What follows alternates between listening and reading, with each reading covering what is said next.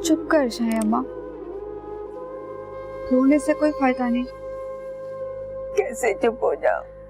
मरने को जी चाह रहा है। मैं तुझसे बहुत शर्मिंदा हूँ जरीना, मैं बहुत शर्मिंदा हूँ। अम्मा, अदा शामिर मर्द है, मर्द जो चाहता है वो कर लेता है। मर्द नहीं, खुदगर्ज कहो, बेशरम कहो, मतलबी कहो। अम्मा, ये कैसी मर्दानगी कि अपनी बहन को बर्बाद कर दे।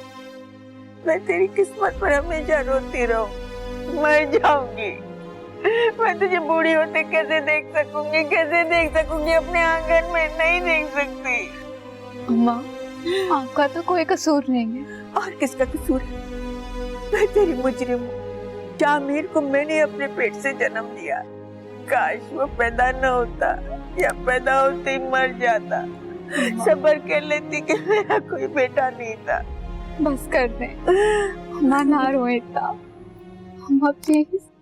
मत रोक मुझे, मत रोक शामिर। अल्लाह तुझे भी खुशी नसीब न करे जैसे तूने हमारी खुशियाँ छीनी है, जैसे मेरी बेटी का घर आबाद नहीं होने दिया, तेरा घर भी आबाद ना हो।